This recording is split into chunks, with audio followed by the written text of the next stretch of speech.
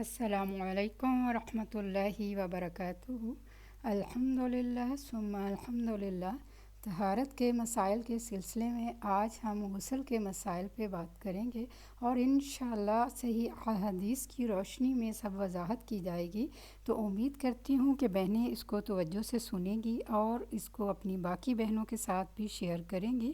تو شروع کرتے ہیں ہم۔ نحمدہ ونصلی علی رسولہ الکریم، اما بعد، فاعوذ باللہ من الشیطان الرجیم، بسم اللہ الرحمن الرحیم۔ ربی اشرح لی صدری ویسر لی امری واحلل عقدۃ من لسانی یفقہوا قولی واجعل لی وزیرا من اہلی رب زدنی علما رب زدنی علما آمین ثم آمین۔ باب الغسل، غسل کے مسائل۔ عن ابی ہریرہ رضی اللہ عنہ عن النبی صلی اللہ علیہ وسلم قال اذا جلس بین شعبها الاربع ثم جہدها فقد وجب الغسل، متفق علیہ۔ حضرت ابو ہریرہ رضی اللہ تعالی عنہ سے روایت ہے کہ نبی اکرم صلی اللہ علیہ وسلم نے فرمایا، جب میاں بیوی سے جسمانی تعلق قائم کرے تو اس پر غسل واجب ہو جاتا ہے۔ اسے بخاری اور مسلم نے روایت کیا ہے۔ عورت یا مرد کو احتلام ہو تو غسل واجب ہو جاتا ہے۔ ان قتادہ ان انس بن مالک حدثهم ان ام سلیم حدثته انها سألت نبی اللہ صلی اللہ علیہ وسلم عن المرأة ترى في منامها ما يرى الرجل، فقال رسول الله صلى الله عليه وسلم اذا رأت ذلك المرأة فلتغتسل، فقالت ام سلمة واستحييت من ذلك، قالت وهل يكون هذا؟ فقال نبي الله صلى الله عليه وسلم نعم، فمن أين يكون الشبه؟ إن ماء الرجل غليظ أبيض وماء المرأة رقيق أصفر، فمن أيهما على أو سبق يكون منه الشبه، رواہ مسلم۔ قتادہ سے روایت ہے کہ انس ابن مالک رضی اللہ تعالی عنہ نے ان سے حدیث بیان کی کہ ام سلیم رضی اللہ تعالی عنہا نے رسول اللہ صلی اللہ علیہ وسلم سے پوچھا، اگر عورت خواب میں دیکھے وہ جو مرد دیکھتا ہے، آپ نے فرمایا جب عورت ایسا دیکھے تو غسل کرے۔ ام سلمہ رضی اللہ تعالی عنہا نے کہا کہ مجھے شرم آئی، میں نے کہا ایسا کیا ہوتا ہے؟ یعنی عورت کو بھی احتلام ہوتا ہے؟ رسول اللہ صلی اللہ علیہ وسلم نے فرمایا بے شک ایسا ہوتا ہے، ورنہ بچہ عورت کے مشابہ کیوں کر ہوتا ہے؟ آپ نے فرمایا مرد کا نطفہ سفید اور گاڑھا ہوتا ہے، جبکہ عورت کا نطفہ پتلا اور زرد ہوتا ہے، دونوں میں سے جو بھی غالب آ جائے بچہ اسی کے مشابہ پیدا ہوتا ہے۔ اسے مسلم نے روایت کیا ہے۔ منی خارج ہونے پر غسل واجب ہو جاتا ہے۔ غسل جنابت میں پہلے دونوں ہاتھ دھونے چاہیے، پھر طہارت حاصل کر کے وضو کرنا چاہیے۔ عن عائشہ رضی اللہ عنہا ان رسول اللہ صلی اللہ علیہ وسلم کان اذا اغتسل من الجنابة بدأ فغسل يديه قبل ان يدخل يده في الاناء ثم تودأ مثل وضوئه للصلاة، رواہ مسلم۔ حضرت عائشہ رضی اللہ تعالی عنہا سے روایت ہے کہ رسول اللہ صلی اللہ علیہ وسلم جب غسل جنابت کرتے تو برتن میں ہاتھ ڈالنے سے پہلے دونوں ہاتھ دھوتے، پھر نماز کی طرح وضو کرتے، پھر غسل فرماتے۔ اسے مسلم نے روایت کیا ہے۔ غسل جنابت کا مسنون طریقہ یہ ہے۔ عن عائشہ رضی اللہ عنہا قالت کان رسول اللہ صلی اللہ علیہ وسلم اذا اغتسل من الجنابة يبدأ ويغسل يديه ثم يفرغ بيمينه على شماله فيغسل فرجه ثم يتودأ وضوءه للصلاة ثم يأخذ الماء فيدخل أصابعه في أصول الشعر حتى إذا رأى أن قد استبرأ ثم حفن على رأسه 3 حفنات ثم أفاض على سائر جسده ثم غسل رجليه، متفق علیہ۔ حضرت عائشہ رضی اللہ تعالی عنہا سے روایت ہے کہ جب رسول اللہ صلی اللہ علیہ وسلم غسل جنابت فرماتے تو پہلے اپنے دونوں ہاتھوں کو دھوتے، پھر دائیں ہاتھ سے بائیں ہاتھ پر پانی ڈال کر استنجا کرتے، یعنی استنجا کے لیے بایاں ہاتھ استعمال کرنا چاہیے جبکہ پانی دائیں ہاتھ سے ڈالنا چاہیے۔ پھر نماز کی طرح کا وضو کرتے، اس کے بعد ہاتھوں کی انگلیوں سے سر کے بالوں کی جڑوں کو پانی سے تر کرتے، یعنی پورے سر کی سکن اور بالوں کی جڑیں اچھی طرح ویٹ ہونی چاہیے، دھلنی چاہیے۔ 3 لپ پانی سر میں ڈالتے، یعنی 3 times ایٹ لیسٹ سر پہ پانی پور کرتے، اور پھر سارے بدن پر پانی بہا دیتے۔ آخر میں پھر پاؤں دھوتے۔ اسے بخاری اور مسلم نے روایت کیا ہے۔ پاؤں دھونے کی حکمت کیا ہے؟ اس لیے کہ کچی زمین ہوتی تھی اور نہاتے وقت پانی جب زمین پہ پڑتا تو چھینٹے دوبارہ پاؤں پنڈلیوں تک آ جاتے، تو اس سے آخر میں پھر پاؤں دھو لیتے اور مکمل طور پر پاک ہو جاتے۔ تو ترتیب کیا ہوئی؟ پہلے دونوں ہاتھ دھونا۔ ہاتھ کیوں دھونے کی ضرورت ہے؟ اس لیے کہ ہاتھ اگر کسی بھی ناپاک چیز کو لگے ہیں تو ہاتھ صاف کر لیے جائیں، اور صاف کرتے وقت برتن کے اندر ہاتھ ڈال کے ہاتھ نہیں دھوئے جائیں گے، بلکہ برتن کو انڈیل کر اس سے پانی لے کر ہاتھ دھوئے جائیں گے۔ اور یہ بھی یاد رکھیے کہ اس دور میں ضروری نہیں تھا کہ ہر ایک کے پاس مگ اور پراپر نہانے کا سامان یا شاور ہو، اس لیے عموماً مٹی کے برتنوں میں کھلے یا حوض یا گھڑے کی طرح کے برتنوں میں پانی ہوتا تھا۔ آج بھی بہت سے دیہات اور گاؤں میں پسماندہ علاقوں میں پانی رکھنے کا یہی انتظام ہوتا ہے، تو اس میں آپ صلی اللہ علیہ وسلم نے اتنا آسان اور فطری طریقہ بتایا کہ جو ہر ایک کی ریچ میں ہو، ہر ایک کے بس میں ہو۔ ہاتھ دھونے کے بعد استنجا، اور استنجا کرنے کے بعد پورا وضو کرنے کے بعد سر کے اوپر اچھی طرح پانی بہانا، اس طرح کے بالوں کی جڑیں تر ہو جائیں۔ کوئی اگر چیز ایسی لگی ہوئی ہو کہ جس سے اسکن تک پانی نہیں پہنچتا تو اس چیز کو کھرچنا اور صاف کرنا ضروری ہے۔ مثلا اگر چنگم لگ گئی ہے کہیں یا کوئی اور پینٹ لگ گیا ہے تو اسکن سے اس کا ہٹانا ضروری ہے تاکہ اسکن تک پانی پہنچے۔ اس کے بعد پورے جسم پہ پانی بہا لیا اور پھر آخر میں پاؤں دھو لیے۔ لیکن اگر واش روم ایسا ہے کہ جس میں چھینٹے پلٹنے کا ڈر نہیں، ویسے جیسا بھی ہو کچھ نہ کچھ چھینٹے تو پلٹ ہی آتے ہیں، تو اس لیے اگر پاؤں بعد میں دھو لیے جائیں تو انسان کو مکمل طور پر پاکی کا احساس ہو جاتا ہے۔ غسل جنابت میں پانی سر کے بالوں کی جڑوں تک پہنچنا چاہیے۔ ان ثوبان رضی اللہ عنہ انہ مستفت النبی صلی اللہ علیہ وسلم عن ذلك فقال اما الرجل فلينشر رأسه فليغسله حتى يبلغ اصول الشعر واما المرأة فلا عليها ان لا تنقضه لتغرف على رأسها 3 غرفات بكفها رواہ ابو داود۔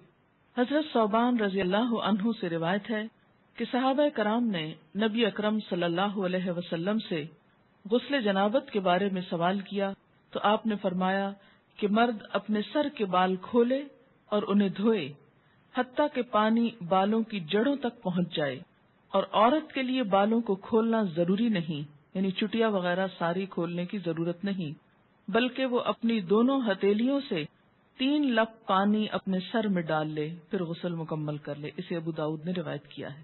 اس سے کیا پتہ چلتا ہے کہ سارے بال دھونا ضروری نہیں، بلکہ سر کی سکن اور جڑیں بھگونا ضروری ہے، اور اس میں کوئی ایک بال برابر جگہ بھی خشک نہیں رہنی چاہیے۔ جہاں لمبے بالوں کا تعلق ہے یا لمبی چوٹی کا تعلق ہے تو وہ ایک طرف کو کر کے، یا یہ ہے کہ اگر پیچھے ہیں تو سر آگے کو کر کے دونوں ہاتھوں کو ملا کے، اس کو لپ بولتے ہیں نا، تو دونوں ہاتھوں کو ملا کے پانی اٹھا کر اچھی طرح اس سے سر کو مل لیا جائے۔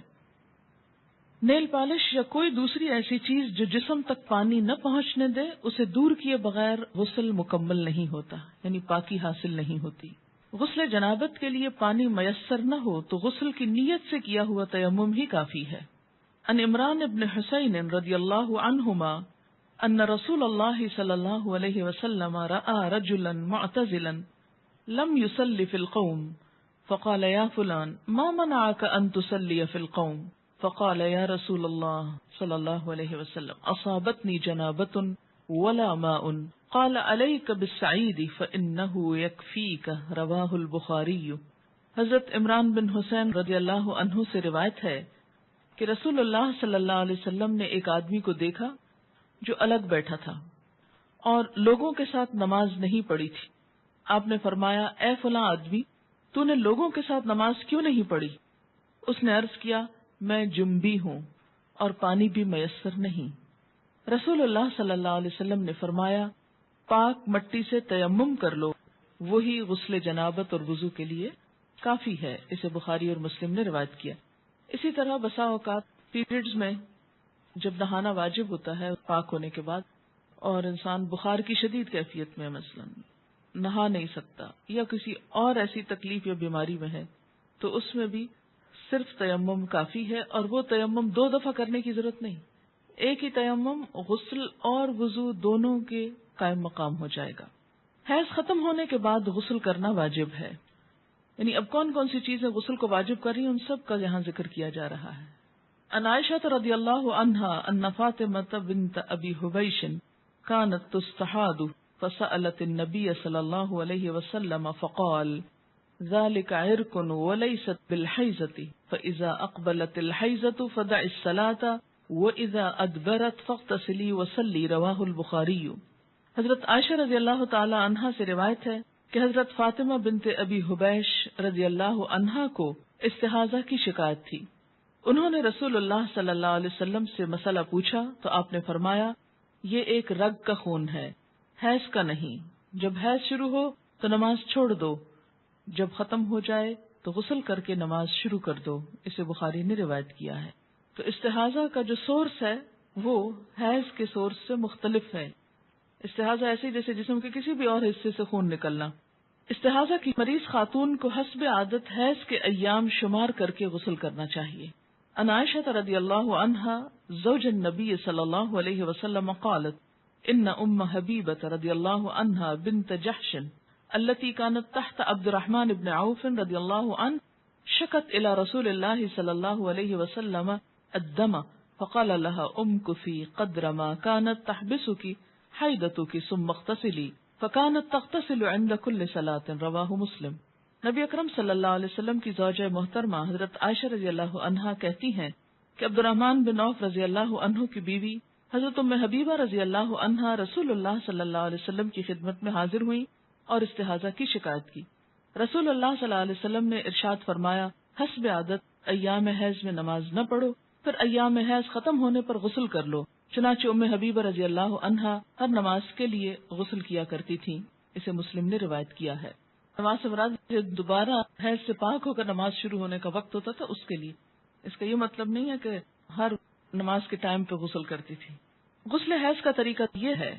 عن عائشہ رضی اللہ عنہا ان اسماء سألت النبی صلی اللہ علیہ وسلم عن غسل المحیض فقال تأخذ احداکن ماءها وسدرتها فتطهر فتحسن الطهور ثم تصب على رأسها فتدلكه دلكا شديدا حتى يبلغ شؤون رأسها ثم تصب عليه الماء ثم تأخذ فرصة ممسكة فتطهر بها فقالت اسماء وكيف أتطهر فقال سبحان الله تطهرين بها فقالت عائشة رضي الله عنها كأنها تخفي ذلك تتبعين أثر الدم وسألته عن غسل الجنابة فقال تأخذ ماء فتطهر فتحسن الطهور أو تبلغ الطهور ثم تصب على رأسها فتدلكه حتى تبلغ شؤون رأسها ثم تفيض عليها الماء فقالت عائشة نعم النساء نساء الأنصار لم يكن يمنعهن الحياء أن يتفقهن في الدين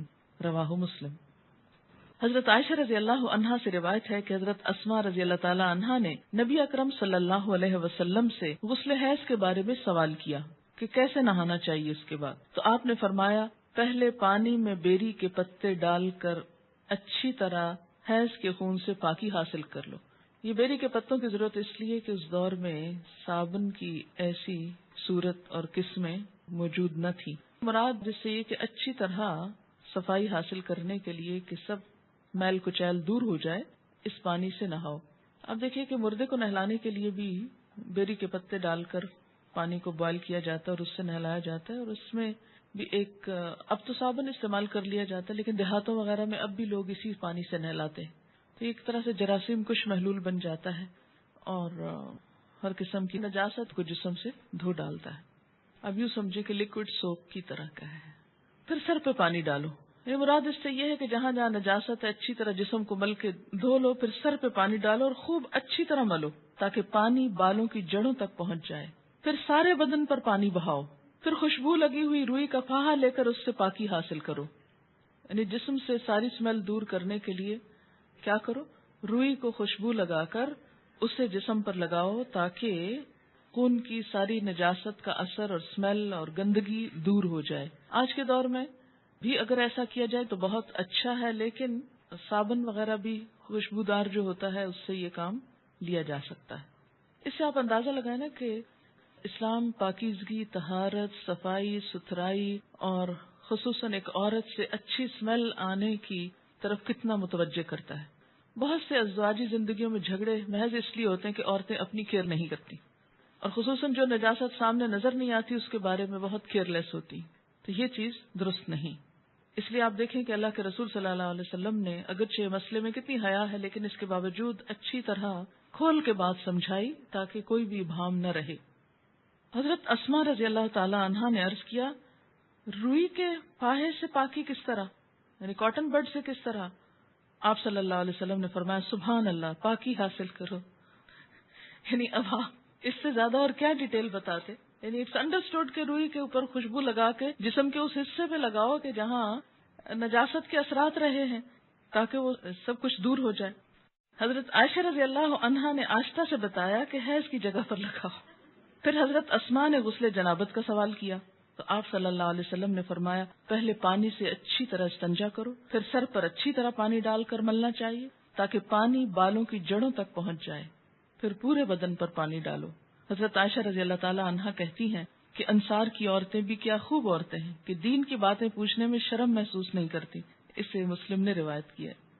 عورت کے سر کے بالوں کی جڑوں میں چوٹی کھولے بغیر پانی پہنچ سکے تو چوٹی کھولنا ضروری نہیں، لیکن اگر نہ پہنچ سکے تو کھولنا ضروری ہے، کیونکہ بعض ممالک میں خواتین کے بال، مثلا افریقن کنٹریز میں آپ نے دیکھا ہوگا، اتنے تھک ہوتے ہیں کہ آسانی سے انگلی ان میں سے نہیں گزرتی، اور بعض چوٹیاں اس طرح جیسے ہمارے ہاں فرنٹیئر کے علاقے میں اتنی باریک باریک بالوں سے بنائی بھی ہوتی ہیں اور ان کو آپس میں پھر ان کے ڈیزائن بنے ہوئے ہوتے ہیں، اور بعض اوقات وہ اس طرح چپکا بھی دی جاتی ہیں کہ جس سے اسکن تک پانی ڈائریکٹ نہیں پہنچ سکتا، تو ایسی صورت میں پھر ان مینڈیوں کو کھول دینا چاہیے۔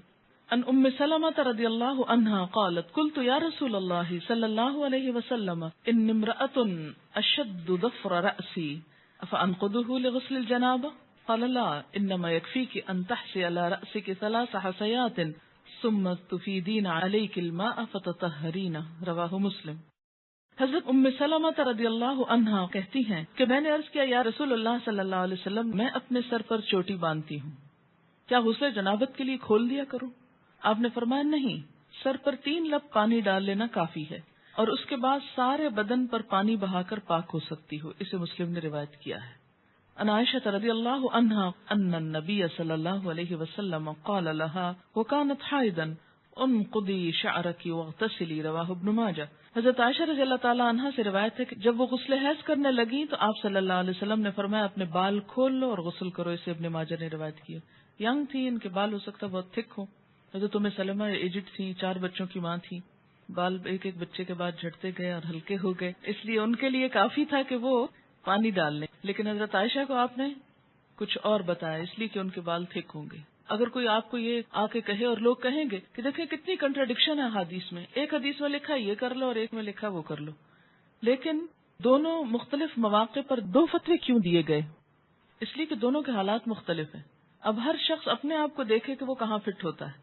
اگر آپ کے بال اس نوعیت کے ہیں کہ پانی اندر آسانی سے چلا جاتا ہے، ہلکے ہو چکے ہیں، پڑھ پڑھ کے اڑ گئے ہیں تو اس میں کیا ہے، آپ کے لیے آسانی ہو گئی۔ لیکن اگر ابھی تک آپ ینگ ہیں، ماشاءاللہ خوب بالوں والے ہیں، تو پھر آپ بال کھول کے اچھی طرح سر دھوئیں۔ غسل حیض یا غسل جنابت یا عام غسل کے دوران کلمہ شہادت پڑھنا یا ایمان کی صفات پڑھنا سنت سے ثابت نہیں۔ یعنی غسل اور طہارت کا تعلق پراپر طریقے سے ہے کہ پانی پورے جسم کو پہنچ جائے اور کوئی جگہ خشک نہ رہے، زبان سے کچھ بھی پڑھنے کی ضرورت نہیں۔ جمعے کے روز غسل کرنا مسنون ہے، پسندیدہ ہے۔ عن ابن عمر رضی اللہ عنہما قال قال رسول اللہ صلی اللہ علیہ وسلم اذا جاء احدکم الجمعۃ فلیغتسل متفق علیہ۔ حضرت عبداللہ بن عمر رضی اللہ عنہما کہتے ہیں کہ رسول اللہ صلی اللہ علیہ وسلم نے فرمایا جب کوئی نماز جمعہ کے لیے آئے تو غسل کر کے آئے۔ اسے بخاری اور مسلم نے روایت کیا ہے، کیونکہ ایک بڑی گیدرنگ ہوتی تھی اور اس میں لوگوں کو ایک تکلیف ہوتی تھی پسینے وغیرہ کی بو سے، جب تک کہ دوسرے صاف ستھرے ہو کر نہ. ابتداء میں آپ صلی اللہ علیہ وسلم نے اس کو لازم کر دیا، لیکن بعد میں جب لوگ عادی ہو گئے تو پھر اس کے بعد اتنی سختی نہیں کی جاتی تھی. میت کو غسل دینے کے بعد غسل کرنا مستحب ہے، لازم نہیں، فرض نہیں، پسندیدہ ہے. مسنون جو ہے اس کا درجہ مستحب سے زیادہ ہے. ان ابی ہریرہ رضی اللہ عنہ قال قال النبی صلی اللہ علیہ وسلم من غسلہ الغسل ومن حملہ الوضوء رواہ الترمذی. حضرت ابو ہریرہ رضی اللہ تعالیٰ عنہ فرماتے ہیں کہ نبی صلی اللہ علیہ وسلم نے فرمایا میت کو غسل دینے کے بعد غسل ہے اور میت اٹھانے کے بعد وضو ہے. اسے ترمذی نے روایت کیا ہے. غیر مسلم اسلام قبول کرے تو اس پر غسل کرنا واجب ہے. اب ایک اور ٹرم آگے. ان قیس بن عاصم رضی اللہ عنہ انہ اسلم فامرہ النبی صلی اللہ علیہ وسلم ان یغتسل بماء وسدر رواہ احمد و ابو داود والنسائی والترمذی.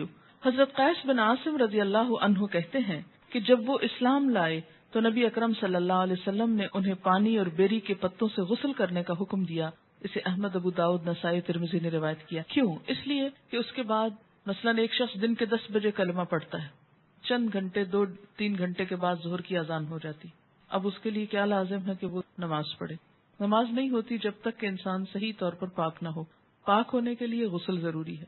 اس لیے مسلمان ہونے پر غسل لازم ہے تاکہ عبادات صحیح طور پر ادا ہو سکے. غسل کے لیے پردے کا اہتمام کرنا ضروری ہے.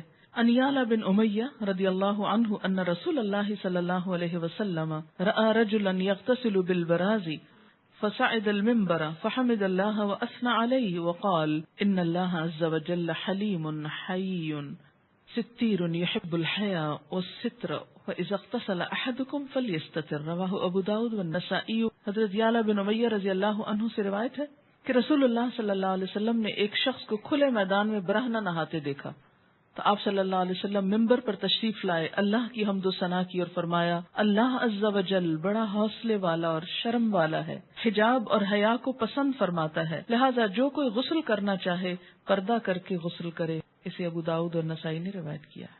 اسی لیے اجتماعی حمام جس میں بہت سارے لوگ مل جل کر نہائیں یا سوئمنگ کریں یا پھر کسی بھی سی سائڈ پر بکنیز پہن کر اچھل کود کریں تو یہ درست نہیں. عورت کے لیے کسی دوسری عورت کو اور مرد کے لیے کسی دوسرے مرد کو غسل کرتے ہوئے دیکھنا منع ہے. عن ابی سعید الخدری رضی اللہ عنہ قال ان رسول اللہ صلی اللہ علیہ وسلم قال لا تنظر المرأة الى عورة المرأة ولا ينظر الرجل الى عورة الرجل. رواہ ابن ماجہ. حضرت ابو سعید خدری رضی اللہ عنہ کہتے ہیں کہ رسول اکرم صلی اللہ علیہ وسلم نے فرمایا کوئی عورت کسی دوسری عورت کا سطر نہ دیکھے، کوئی مرد کسی دوسرے مرد کا سطر نہ دیکھے. اسے ابن ماجہ نے روایت کیا ہے. غسل یا وضو کرتے ہوئے پانی کے استعمال میں احتیاط کرنی چاہیے. ان انس رضی اللہ عنہ قال کان رسول اللہ صلی اللہ علیہ وسلم یتودأ بالمد ویغتسل بالصاع الى 5 امداد. متفق علیہ. حضرت انس رضی اللہ عنہ فرماتے ہیں کہ رسول اللہ صلی اللہ علیہ وسلم وضو کے لیے 1 مد پانی نصف لیٹر سے کچھ زیادہ، ½ لیٹر سے تھوڑا سا زیادہ، اور غسل کے لیے 1 سا پانی تقریباً 1 لیٹر سے 5 مد پانی تقریباً 3 لیٹر تک استعمال کرتے تھے. اسے بخاری اور مسلم نے روایت کیا ہے. جی ہاں، ہم تو بالٹیاں اور ٹب بہا دیتے ہیں، ٹینک خالی کر دیتے ہیں، ٹینکرز منگواتے ہیں. دیکھیے آپ صلی اللہ علیہ وسلم سے ایک شخص نے یہی بات کہی تو آپ نے فرمایا خواہ تم دریا کے کنارے ہو پھر بھی ضرورت کا استعمال کرو. آج آپ دیکھیں کہ کس قدر یہ پرابلمز ہو رہے ہیں وسائل ریسورسز کے مس یوز کرنے کی وجہ سے، جتنی پولوشن ہو رہی ہے اور جتنا نقصان ہو رہا ہے. اس میں ضرور کوئی حکمت ہے. چلیے ہم اگر اتنا نہیں تو ایٹ لیسٹ کچھ تو بچت کر سکتے ہیں، کوشش کرنے پر ہو بھی سکتا ہے. ایسا ہے کہ ہمارے ہاں عادت کیا ہے کہ آپ ٹوتھ پیسٹ لگاؤ، برش کو آہستہ آہستہ ٹیپ کھول دو، وہ کھلی رہے، آپ برش کرتے رہیں، شیشہ دیکھتے رہیں، ادھر ادھر دیکھتے رہو، کھلی ہے. تسلی کیا ہے کہ اب جب ایک دم ضرورت پڑے گی تو کھولنی نہیں پڑے گی. اچھا اسی طرح اگر آپ نے چولہا جلا دیا ایک دفعہ تو کھلا رہے، گیس جلتی رہے، دوبارہ پھر ایک تیلی ضائع ہوگی. یا یہ کہ اب کون ماچس کھولے اور اس میں سے لائٹر آن کرے، پریس کرے اور اس میں اٹھائے اور لگائے، تو بہتر کھلا رہے. جتنی دیر 2 4 5 گھنٹے کچن میں کام ہو رہا ہے بس جل رہی ہے گیس، تو یہ سب چیزیں اسراف میں آ جاتی ہیں. ایسا کرنا جو ہے وہ دوسرے انسانوں کے حق کو مارنا ہے. پھر اسی طرح باتھ روم میں کوئی نہیں، بس بجلی جلتی رہے، اس لیے کہ پھر کبھی جانا پڑا تو پھر کون بٹن آن کرے گا. تو اس سے آپ دیکھیں کہ بے وجہ ایک تو بل پے کرتے ہیں آپ، دوسری بات یہ ہے کہ ریسورسز ضائع ہوتے ہیں. ہمارے ملک میں پہلے ہی بجلی کی کمی ہے، بہت سے گاؤں دیہات وغیرہ کو بجلی کیوں نہیں مل رہی؟ اس لیے کہ بجلی ہے نہیں. اسی طرح بعض اوقات لوڈ شیڈنگ ہو جاتی. کیوں کرنی پڑتی ہے لوڈ شیڈنگ؟ اس لیے کہ ہم احتیاط سے استعمال نہیں کرتے. تو ہر چیز اپنی ضرورت اور حد کے اندر ہو تو وہی بہتر ہے. یعنی بخل اور کنجوسی کے لیے بھی نہیں کہا گیا کہ اب اگر ضرورت ہے تو آپ لائٹ نہیں جلائیں کہ بجلی کو بل دینا پڑے گا، یا یہ ہے کہ یہ ضائع ہو رہی ہے. نہیں، ضرورت اگر تھوڑی روشنی کی تھوڑی، زیادہ تو زیادہ، اس سے زیادہ کی ضرورت ہے اس سے زیادہ، لیکن ضرورت ہو. مگر بلا ضرورت بے وجہ صرف شان و شوکت کی نمائش کے لیے اور دکھاوے کے لیے وسائل کو ضائع کرنا، یہ اسلامی طریقہ نہیں ہے. مسنون طریقے سے غسل کرنے کے بعد وضو کی ضرورت باقی نہیں رہتی. عن عائشہ رضی اللہ عنہا قالت کان رسول اللہ صلی اللہ علیہ وسلم لا يتوضأ بعد الغسل، رواہ ابو داؤد والترمذی وابن ماجہ والنسائی والحاکم. حضرت عائشہ رضی اللہ عنہا فرماتی ہیں کہ رسول اللہ صلی اللہ علیہ وسلم غسل کے بعد وضو نہیں کیا کرتے تھے، کیونکہ غسل شروع ہونے سے پہلے سب کچھ استنجا بھی کر لیتے، وضو بھی کر لیتے اور پھر صرف پانی بہاتے تھے. اسے ابو داؤد، ترمذی، ابن ماجہ، نسائی اور حاکم نے روایت کیا. اس سے کیا پتہ چلتا ہے کہ انسان اس کے بعد اگر نماز پڑھنا چاہے تو نماز بھی پڑھ سکتا ہے. ہمارے ہاں تو یہ تصور ہے نا کہ سر سے دوپٹہ اترا تو وضو ٹوٹ جائے گا، یا یہ ہے کہ اگر کپڑے چینج کیے تو وضو ٹوٹ جائے گا. تو کپڑے چینج کرنے سے اور سر کے دوپٹہ اترنے سے وضو نہیں جاتا، اور اس کے لیے یہی دلیل ہے. جی، پسندیدہ یہی ہے کہ ہر کام میں دایاں طرف استعمال کیا جائے. اسی طرح نہاتے وقت اگر جیسے بازو پہ صابن لگا رہے ہیں تو پہلے رائٹ سائڈ پہ لگائیے، ہاں پھر دوسری طرف آ جائے. لیکن یہ بھی ہو سکتا ہے نا کہ پہلے اگر ہاف اوپر والے کو اگر آپ پہلے دائیں اور پھر بائیں پہ کر لیا، پھر دائیں ٹانگ اور بائیں اس پہ کر لیا، یا سارا اوپر سے نیچے تک رائٹ پہلے کر لیں پھر پورا لیفٹ کر لیں، تو جیسے بھی آسانی ہو. جی ہاں، پانی کا بھی حساب ہوتا ہے. ان کا سوال یہ ہے کہ شاور کے نیچے کھڑے ہو کر عموماً نہایا جاتا ہے تو کیا نہا سکتے ہیں؟ نہا سکتے ہیں، ایسی کوئی پابندی نہیں کہ آپ بیٹھ کر ہی نہائیں. اور خاص طور پر جب آپ جسم پہ پانی بہائیں گے تو بیٹھ کر پانی کیسے بہے گا؟ وہ تو پوری طرح آپ پاک نہیں ہو سکتے، منع نہیں کیا گیا. ایک بات یاد رکھیے، اس میں بڑی آسانی رہے گی آپ سب کو کہ ناپاکی دو طرح کی ہوتی ہے، جنابت، اور اسی میں جنابت کی دو بڑی وجوہات ہیں، انٹرکورس اور احتلام. یہ جنابت میں آ جاتی ہیں دونوں چیزیں، ٹھیک ہے، یہ غسل کو واجب کرتی ہیں. اور دوسری بڑی ناپاکی کیا ہے؟ حیض. ان دونوں کے بعد، یعنی جنابت اور حیض دونوں کے بعد نہانا فرض ہے، لازم ہے، الا یہ کہ کوئی بیمار ہو. اس صورت میں کیا ہے؟ تیمم ہے. واضح؟ جمعے کے دن نہانا مسنون ہے، مسلمان ہونے کے بعد نہانا واجب ہے، مردے کو غسل دینے کے بعد نہانا مستحب ہے. عام طور پر پاکیزگی اور صفائی ستھرائی کے لیے نہانا بھی مستحب ہے، اچھا ہے، انسان کی کیفیت زیادہ بہتر ہوتی ہے بنسبت اس کے کہ انسان میلا کچیلا رہے. اتنی بات سمجھ میں آ گئی؟ اب جو فرض غسل ہے، کون کون سا؟ جنابت اور حیض دونوں کا فرض غسل. اس میں آپ دیکھیے کہ پھر دو تین چیزیں لازم ہیں. ایک یہ ہے کہ وضو کی طرح کا وضو ہو. وضو سے مراد کیا ہے؟ کلی اور ناک میں پانی ڈالنا، باقی تو سارا آپ دھو ہی لیتے ہیں. اگر آپ وضو نہیں کریں گے، کلی اور ناک میں پانی نہیں ڈالیں گے تو آپ کا پاک ہونے کا غسل نہیں ہوگا. اور دوسری بڑی شرط کیا ہے؟ سارے جسم پہ پانی بہانا، کہ ایک بال جتنی جگہ بھی خشک نہ رہے. اگر کوئی چیز بھی جسم کو لگی ہوئی ہے تو اس کو اتار دیجئے، ہٹا دیجئے، صاف کر دیجئے. اور اس کے بعد بعض اوقات لوگ نیل پالش وغیرہ اتارتے ہیں، لیکن کیا ہوتا ہے سامنے سے اتار دیتے اور باریک حصے نہیں دیکھتے کہ جو اندر تک لگی ہوئی ہوتی. اسلام نیل پالش کا دشمن نہیں ہے. اگر آپ نے آٹا گوندا ہے اور آٹا آپ کے ہاتھوں کے ساتھ سوکھ کے اندر کو ناخنوں میں لگ گیا ہے اور وہ نہیں آپ نے اتارا اور آپ نہا چکے تو اس سے آپ کا غسل نہیں ہوتا. ٹھیک ہے، کلی اور ناک میں پانی ڈالنا، استنجا کرنا کہ ہر طرح کی نجاست اتر جائے، اور پورے جسم پہ پانی بہانا اس طرح کہ کوئی بال بھی خشک نہ رہے. یہ فرض غسل کے لیے. باقی مسنون غسل میں کیا ہے؟ اسی طرح ہی ہے طریقہ، لیکن بعض اوقات کیا ہوتا ہے کہ اگر کوئی کمی بیشی رہ گئی تو حرج کوئی نہیں، کوئی گناہ کی بات نہیں. مستحب غسل میں بھی. اور عام روزمرہ میں اگر آپ سر نہیں دھو رہے، صرف نیچے کا دھڑ جو ہے اس کو دھو رہے ہیں تو بھی کافی ہے. ضروری نہیں کہ ہر دفعہ نہانے میں سر ضرور دھویا جائے. بعض لوگ نہیں دھو سکتے، بعض اوقات پانی کی کمی ہوتی ہے یا کسی اور مسئلے میں انسان سر کو بار بار گیلا نہیں کر سکتا، تو اتنا بھی کافی ہے.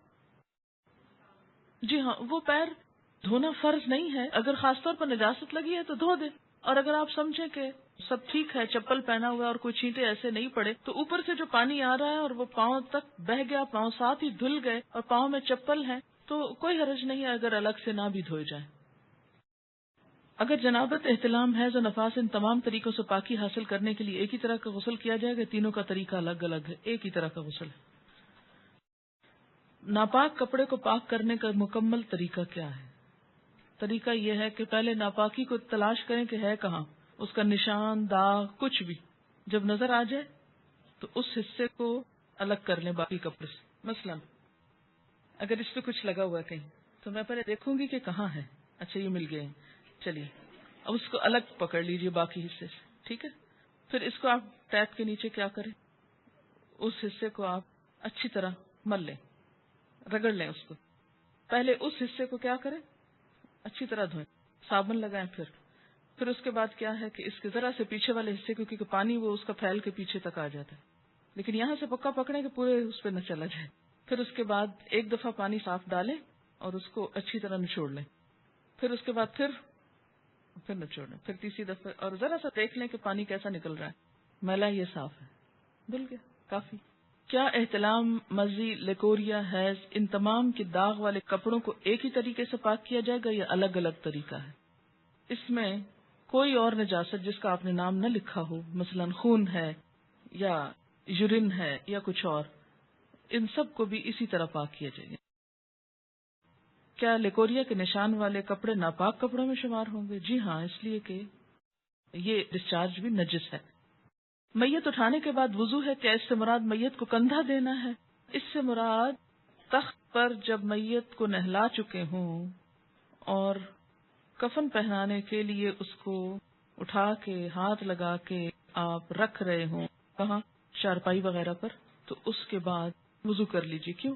ہو سکتا ہے اٹھانے میں آپ کے جسم پر کوئی ایسی چیز لگ گئی ہو، یعنی وہ ایک شک سا پڑ جاتا ہے نا کہ ہم نے اٹھایا ہے.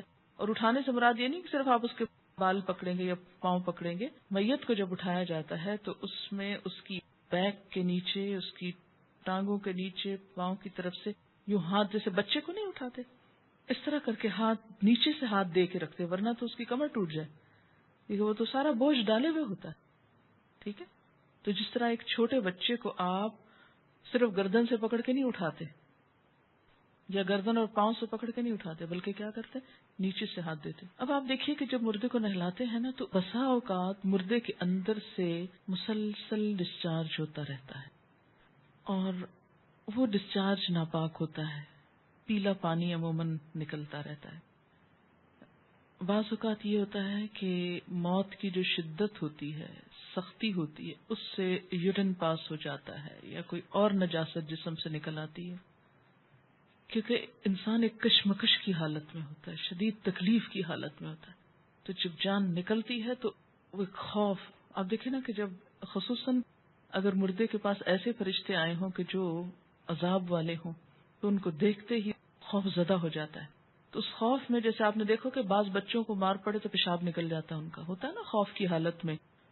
تو اس طرح بسا اوقات کچھ ڈسچارجز ہوتے. بعض اوقات مردہ کسی زخم یا پیٹ کی بیماری میں مبتلا ہوتا ہے، تو نہلانے کے بعد، غسل دینے کے بعد، یا بعض اوقات قتل وغیرہ کا مسئلہ ہوتا ہے، کوئی خون نکل رہا ہوتا ہے، تو نہلا چکنے کے بعد بھی قبر میں لے جانے تک ڈسچارج ہوتا چلا جاتا ہے.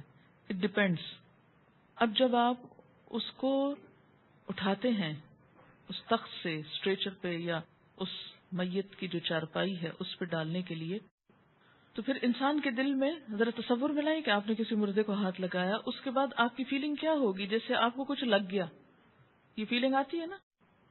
جب آپ مردے کو ہاتھ لگاتے ہیں تو آٹومیٹیکلی ایک نفسیاتی کیفیت ہوتی ہے انسان کی کہ کچھ مجھ کو لگ گیا ہے. کئی لوگ تو ہاتھ ہی نہیں لگاتے کہ شاید مجھے یہ پکڑ ہی نہ لے.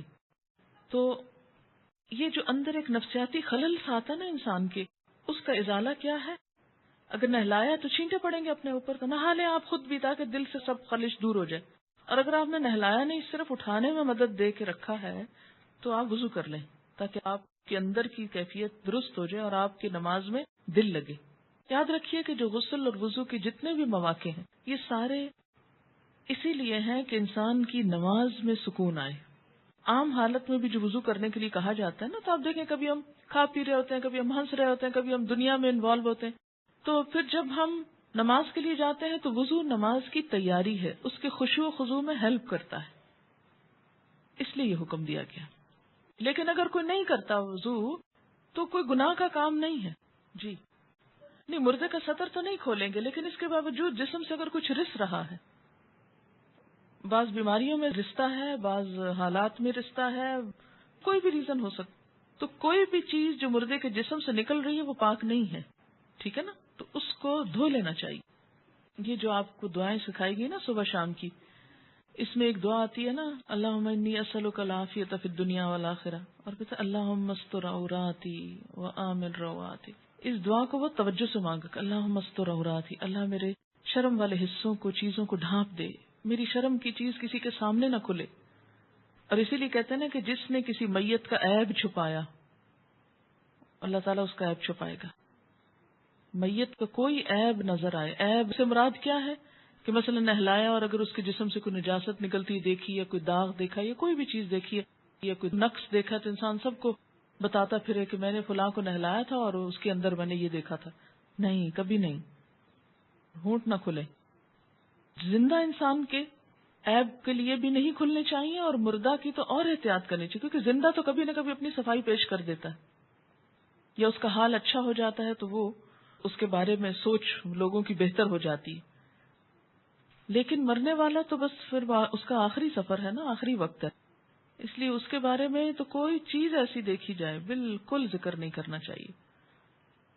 اسی لیے کہتا ہے نا کہ گھر والوں کو شریک ہونا چاہیے غسل دیتے وقت، صرف پروفیشنلز پہ نہیں چھوڑ دینا چاہیے. ایک تو وہ صفائی وغیرہ کا صحیح اہتمام نہیں کرتے، دوسرا یہ کہ ان کو اتنی دلچسپی کہاں کہ مردے کو احتیاط سے ہاتھ لگائیں، اور تیسرے یہ ہے کہ کوئی عیب دیکھ لیں تو کیا پتا کہاں کہاں بتائیں.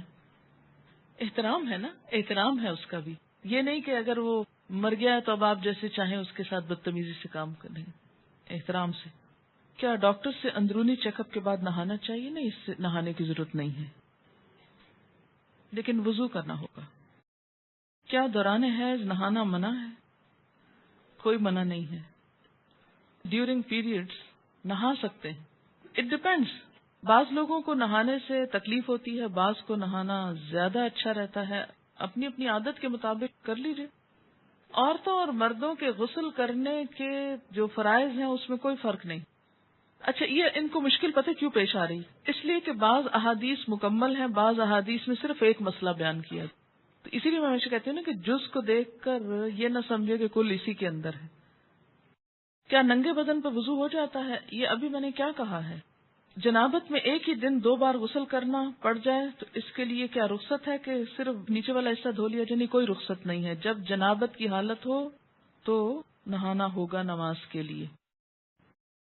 استحاضہ کے دوران اگر مسلسل بلیڈنگ ہو رہی ہو تو ہر نماز کے وقت صرف وضو کرنا کافی ہوگا یا سینیٹری ٹاول بھی بدلنا ہوگا کیونکہ پچھلے نجس خون میں نماز نہیں ہو سکتی، الا یہ کہ آپ کسی ایسی جگہ پر ہیں کہ جہاں آپ کوئی موقع نہیں پاتے، سفر کی حالت ہے، یہ کوئی ایسی جگہ ہے کہ جہاں بہت مشکل ہے، تو پھر اس میں اللہ تعالیٰ معاف کرنے والا ہے، لیکن عام حالات میں چینج کرنا ہوگا. یہ کسی نے لکھا ہے کہ مسئلہ 105 میں جو حدیث بتائی گئی اس میں تو جینیٹکس کا بنیادی اصول لا آف ڈومیننس بتایا گیا ہے جو 19ویں صدی میں پتہ چلا، جبکہ آپ صلی اللہ علیہ وسلم نے بہت پہلے بتا دیا. یہ جو مسئلہ تھا نا، مرد عورت کے نطفے سے جو بھی غالب آئے بچہ اس کی شکل کا ہوتا ہے. مردے کو نہلانے کے بعد اگر خود نہ نہا سکیں، یعنی کوئی ایسی جگہ نہ ہو جہاں غسل کر سکے، تو کیا صرف وضو کر کے نماز پڑھ سکتے ہیں جبکہ نماز کا وقت ہو جائے، یا نماز قضا کر دیں؟ میں نے بتایا ہے کہ یہ نہانا جو ہے فرض نہیں ہے. نہا لیں تو بہت اچھا ہے، اگر نہیں نہا سکتے تو وضو کر کے نماز پڑھ لیں بس. السلام علیکم ورحمۃ اللہ وبرکاتہ. الحمدللہ، ہم نے اس میں بڑی تفصیل سے جانا کہ فرض وضو، مسنون وضو اور مستحب وضو کیا ہے اور ان کے مواقع کون کون سے ہیں۔ اور میں امید کرتی ہوں کہ بہنوں پر یہ سارے مسائل اچھی طرح کلیئر ہو گئے ہوں گے، اور یہ امید بھی کرتی ہوں کہ انشاءاللہ وہ اس کو باقی بہنوں کے ساتھ بھی ضرور شیئر کریں گی، تاکہ وہ بھی ان سب صحیح حدیث کو جان سکیں اور اپنے طہارت کے مسائل کو حل کر سکیں، اور صحیح معنوں میں پاکیزگی حاصل کرتے ہوئے اپنی نمازوں کو، اپنی عبادات کو بہتر سے بہترین بنا سکیں۔ تو آپ سب کا بہت شکریہ، اپنی دعاؤں میں یاد رکھیے گا۔ جزاک اللہ خیر۔ ربنا تقبل منا انك انت السميع العليم وتب علينا انك انت التواب الرحيم۔